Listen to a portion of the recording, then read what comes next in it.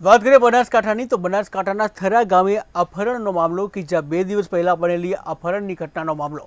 સોનાનું બિસ્કિટ જે સસ્તા ભાવે આપવાનું કહી લૂંટ આચરવામાં આવી હતી અને જ્યાં 5 લાખની રકમ સાથે એક શખ્સનું અપહરણ કરવામાં આવ્યું હતું. ત્યારે થરાના ભાવેશભાઈ રબારીનું અપહરણ કરવામાં આવ્યું, જ્યાં 5 શખ્સો દ્વારા કરવામાં આવ્યું હતું અપહરણ.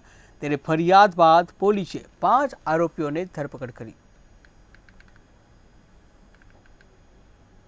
21/2024 રોજ થરા વિસ્તારમાં રહેતા ભાવેશભાઈ રબારીને કેટલાક અજાણ્યા ઈસમો દ્વારા સોનું સસ્તામાં આપવાની લાલચ દેખાડી અને તેમની સાથે એક ચીટિંગ કરવામાં આવે છે કે જેમાં આ તારીખના રોજ રાત્રે એમને એક 5 લાખ રૂપિયાનું બિસ્કિટ આપવાનું કહી અને તેમને અજાણી જગ્યાએ બોલાવવામાં આવે છે, જ્યાં આ 5 જેટલા આરોપીઓએ તેમને સ્વિફ્ટ ગાડીમાં બેસાડી અને રાધનપુર તરફ ભગાડી જાય છે, જે તેમની પાસેથી પૈસા લઈ અને ત્યારબાદ તેમને છોડી મૂકવામાં આવે છે અને એ લોકો નાસી છૂટે છે.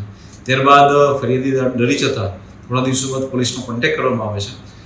અમારા થરા પોલીસ સ્ટેશનના લોકલ પીઆઈના ધ્યાનમાં આવતા તુરંત આ વસ્તુની કોગ્નિઝન્સ લઈ ગુનો દાખલ કરી ગણતરીના કલાકોમાં જ 5 આરોપીને પકડી પાડવામાં આવે છે.